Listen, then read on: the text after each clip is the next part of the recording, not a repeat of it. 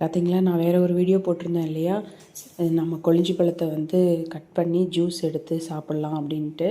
இது பாருங்கள், பழம் எவ்வளோ பெருசு இருக்குது. இதையும் நான் வந்து ஜூஸ் எடுத்து இந்த மாதிரி ஐஸ் ட்ரேயில் போட்டு வச்சுட்டேன். ஏன்னா நிறைய பழம் இருந்தது. எல்லாம் பழம் வந்து வெளியிலேயே வச்சுருந்தா அழுகி போயிடும், அப்படியே ஃப்ரிட்ஜ்லேயும் வைக்க முடியாது.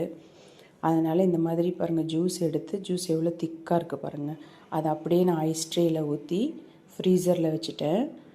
எப்போ தேவையோ அப்போ எடுத்து நம்ம அந்த ஒவ்வொரு க்யூப்ஸ் எடுத்து போட்டு நம்ம ஜூஸ் பண்ணிக்கலாம். இல்லை சாதம் கிளறதுக்கு அந்த மாதிரி கூட நம்ம யூஸ் பண்ணிக்கலாம். இது நீங்கள் ஃப்ரீசரில் போட்டுட்டிங்கன்னா ஒரு 1 வீக்குக்கு கூட நல்லாவே இருக்கும்.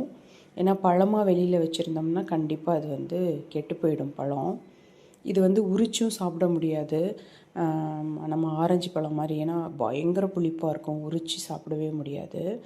கண்டிப்பாக இது தண்ணி மிக்ஸ் பண்ணி தான் ஜூஸ் குடித்தாகணும். இதுலேயே ஒரு சிலர் வந்து சர்க்கரையும் மிக்ஸ் பண்ணி அப்படியே ஃப்ரீசரில் இந்த மாதிரி ஐஸ் ட்ரேயில் போட்டு வச்சுருவாங்க.